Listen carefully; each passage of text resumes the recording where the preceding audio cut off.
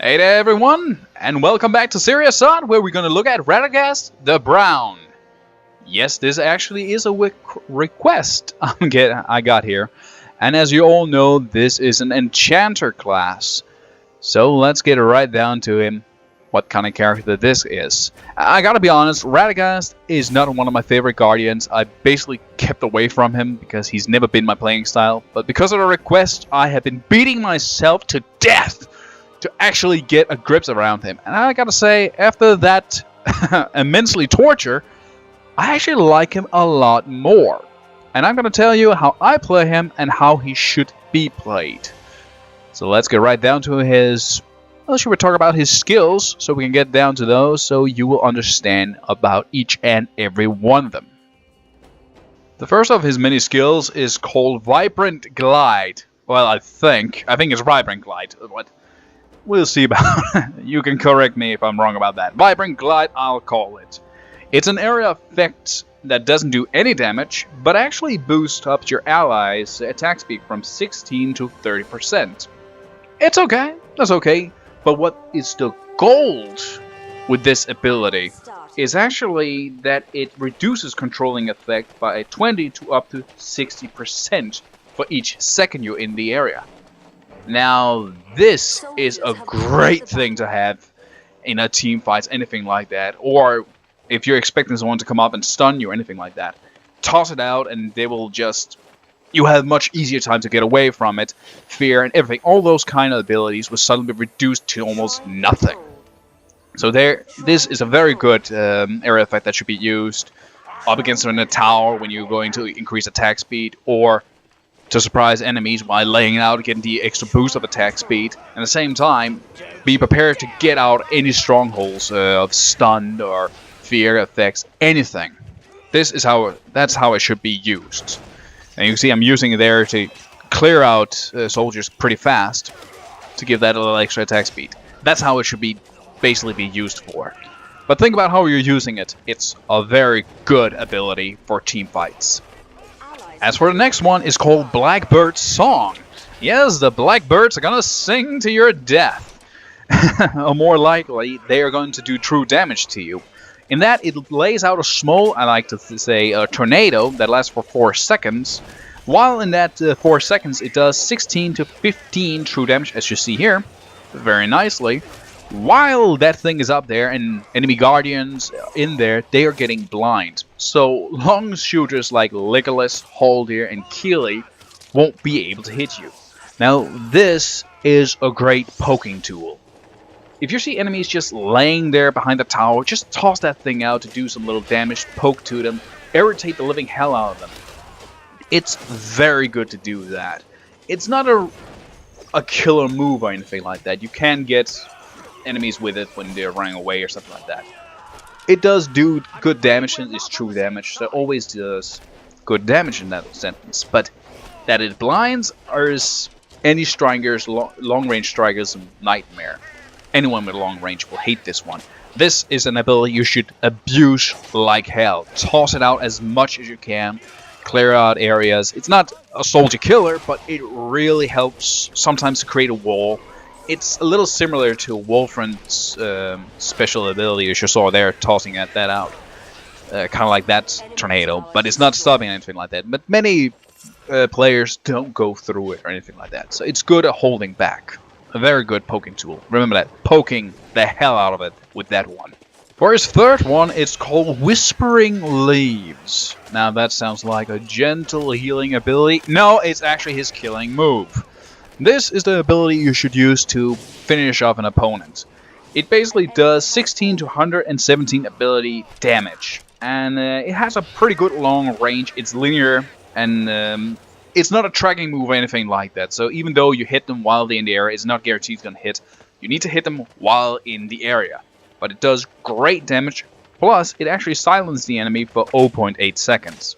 Nothing much, but it means it will cancel special abilities that's like Great Goblin's healing ability. That it should also stop him for using. It's those kind of things it will silence and stop. And of course, make the opponent not to use an ability, anything like that. It is your killer move. basically, that's how you should use it. If you see an opportunity like here, you can see how much damage it does. It's really about going in there and toss that damage from distance. It's a very good move to do that. It is his killing move. Keep that in mind. It's a killer move. And also good to use to clear out soldiers very fast. It's definitely his fastest soldier clearing his area effect, if I gotta be honest about that. But yeah, nothing special to say about it either about that one. Think about how to use it as a killer move or clean out soldiers. That's how it should be used, or cancel when they have a certain special ability that makes them unbeatable, unkillable. But it's a very good cancel move, but definitely mostly a killer move. As for the last one, it's called Root of Greenwood. It's very similar to Gandalf's Fireworks. That's a wide range area effect, which actually roots an enemy for 1 second, and it prolongs for 5 seconds. Basically stays there for 5 seconds and does damage to 35 to 65 ability damage in that area. Also keep in mind, when the root of the enemy is ended at 1 second, they are slowed down by 20%. That's basically is. Nothing special again. It's a move you definitely use to root as many enemies as possible when there's a group fight, anything like that. Create your own battleground. It's not a killer move, but it's definitely a starter. It's a starter you lay off and then you toss out your abilities to kill very fastly. And it's good enough to also clear out soldiers and stuff like that. But it does have a long cooling time, 42 seconds, so do think about how you're using it and when to use it. There's nothing else special about it. That's basically how you should play it and use it. To take on a group of enemies, just lay it out, hold them there for 1 second, and just toss anything at them to kill them. Very good in group fights and very good to clear out soldiers as well. As far as passive, it's called Oroscobel. It's when it gives him 10 ability damage on his basic melee attack, which gives him a little extra damage poke towards there. Not in par with Bear White Lord, but it gives a little extra. Very nice. Plus, it gives 5 ability damage per level extra on that basic attack. So, yeah, you get the point. It really helps him there. Not only that, when you do a basic damage attack with him, he actually gains resistance, damage resistance of 5%. Which makes him a bit more tougher in fight to fight. Of course, that doesn't mean you can make him as a tank or anything like that. He doesn't allow that kind of build. But it really makes you survivable in the early and especially later games. You're definitely an enchanter that's not easy to kill. So yeah, pretty good passive if I gotta say so. Yeah, now we should talk about the build, right? Well, sadly the fight is starting to end, so this will be the end. No, of course not, it will not be the end of the video. I will just toss in another video here. We were basically 5 against 3 here. We were totally dominating them. And there's a good few points here if you watch the video one more time. You'll definitely see I'm playing Radagast little special. And then we'll talk about how you should play Radagast, of course. And we're going to talk about the build I'm using. It's the same build I'm going to use at the next video, so let's go right down to that one. And bazinga! We are on to the next video. And of course, this is a one-on-one match. Actually, this is the first one I was playing with Radagast with this build. And when we talk about the build, let's talk about that damn build. The build I'm using, the first relic I'm using, is called Blue Mountains. It's a purple relic that every time you use an ability, it gives you minus 0.0 plus 0.5 ability cooldown reduction up to a max of 20%. This basically means I can be one hell of an irritable bastard of just tossing ability against opponents again and again and again and again. That is the idea with this build, actually. As for the gems I'm using 2 blue to give extra ability damage and a purple one to give me 5% ability reduction. So again, it's a total of 25%. Believe me, this helps a lot with the Radagast. The biggest problem I had with Radagast when I was playing with him with many other different builds was I couldn't really do much. When I kind of just tossed all my abilities, I couldn't do anything. And it took so forever before I could do anything else. And it was frustrating. But with this build, I can just go crazy every goddamn second almost. I always have something to toss at the enemy. Anything, all the time. So yeah, this is a great relic to use too. As for the next relic, it's called Grey Company. It's not grey, but it's actually a blue relic. This one is not one you see often to use too often, but I do understand why, and I will tell you a reason why.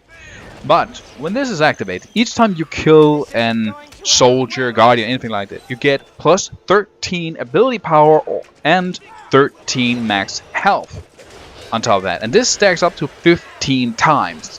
So when you're laying all that together, that gives you 225 ability power and 225 health. Now that's a great thing. The downside with this one is each time you die, you lose 5 stacks. So you're actually losing a lot every time you die. So keep that in mind. So don't die when it's finally up.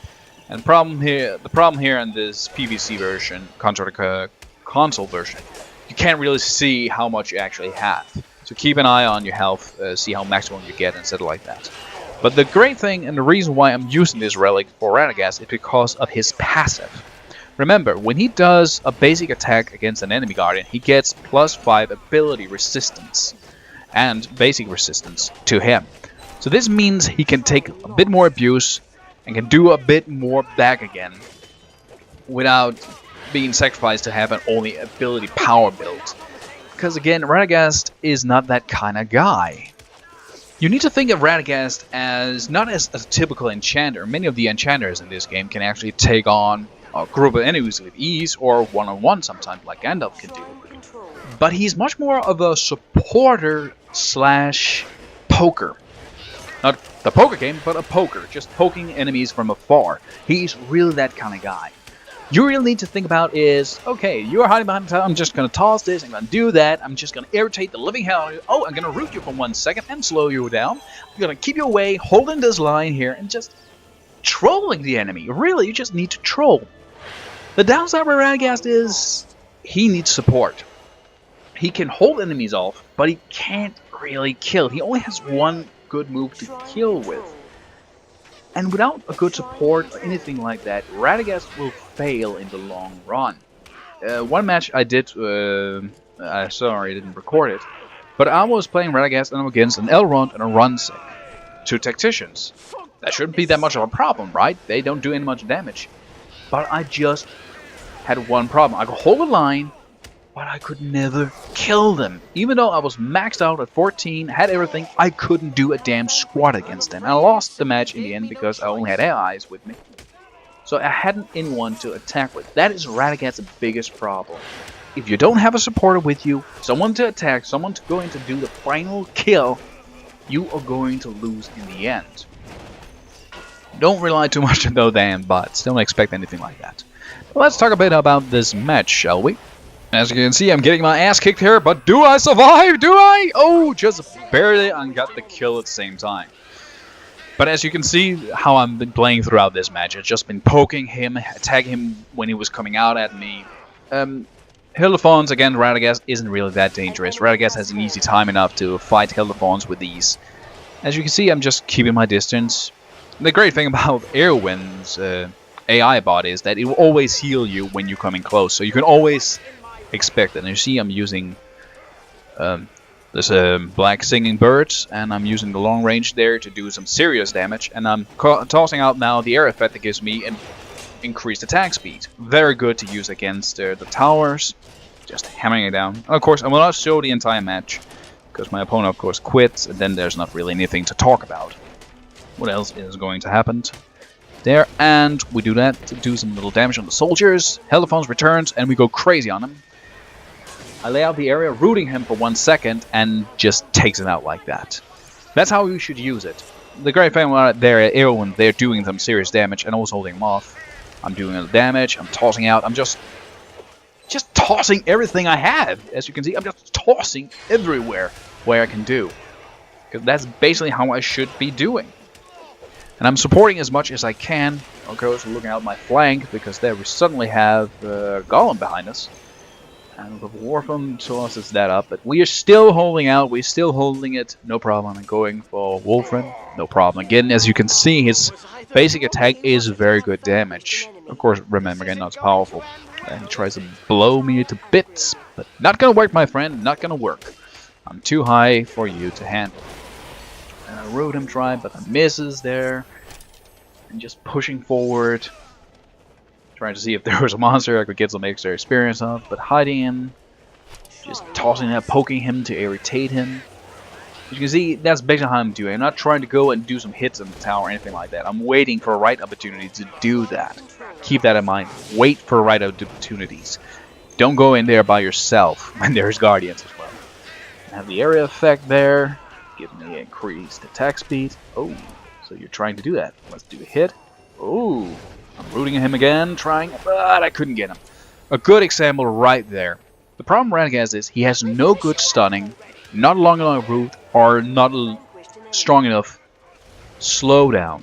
He doesn't have anything like that, so he's very bad at actually killing stuff. But again, if I have someone who could stun anything like that, that would be no problem. And yeah, I use my pitch move there to finish it up. Very good to have that ready for you to do that. Yeah, just taking out the enemy there. No problem. Gaining the experience there. So yeah, I don't think there's anything else to talk about. I'm going back home and just upgrading. Yeah, this is basically how you should play Radagast. How do you counter Radagast? Is just basically get close to him and beat the living Pope out of him. He is not a strong character. He doesn't hold much. And when you're close range at him, he doesn't do that much damage. He really needs to get away. He's only dangerous as afar. He's a very strange enchanter, but in the right hands he becomes very dangerous, and especially in group fights. That is where you should be careful of Radagast. In group fights, don't think of Radagast as lesser guardian, for that matter. Really think about getting that idiot out fast, because he can be a game changer, especially that area effect. It can change everything. It's very good. As for builds, the thing about Radagast, he doesn't allow many different kind of builds, if I gotta be honest. I tried a bit of different builds, like a tank Radagast. It was working fine enough in later games, but again, I didn't do that much damage.